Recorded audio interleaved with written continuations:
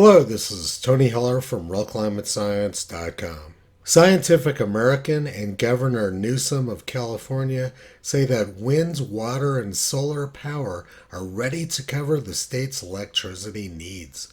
Governor Newsom said, "Something spectacular is happening in the Golden State, California, the fifth largest economy in the world, has experienced a record-breaking string of days in which the combined generation of wind, geothermal, hydroelectric, and solar electricity has exceeded demand on the main electricity grid."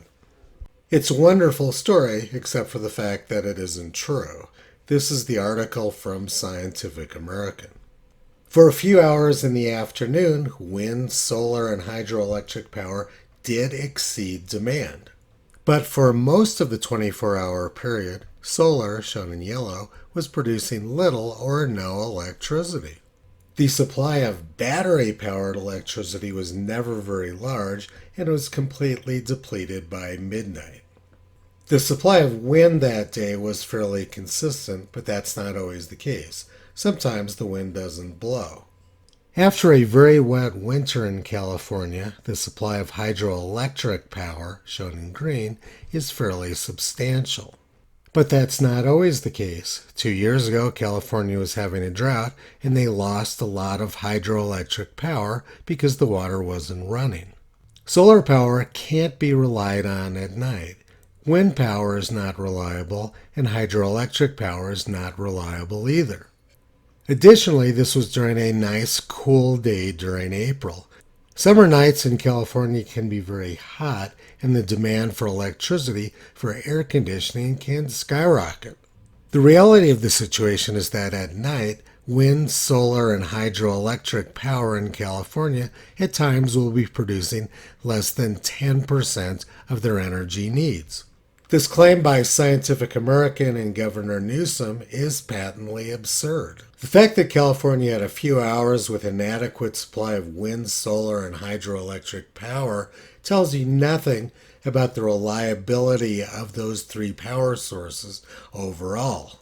The graph from Scientific American makes it very clear that they're going to be relying on unreliable energy sources, particularly at night.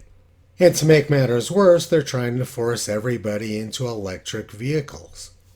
The state wants people to recharge their electric vehicles at night, but there's not going to be anywhere near enough electricity to do that.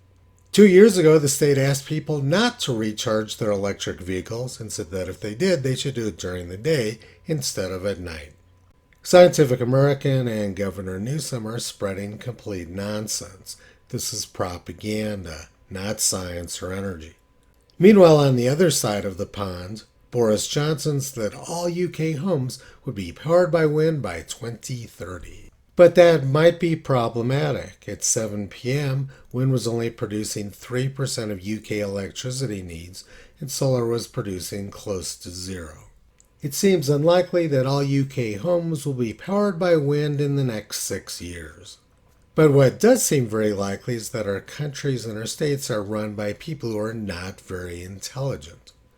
Toto has been pulling back the curtain on the climate and green energy scams for the past 16 years.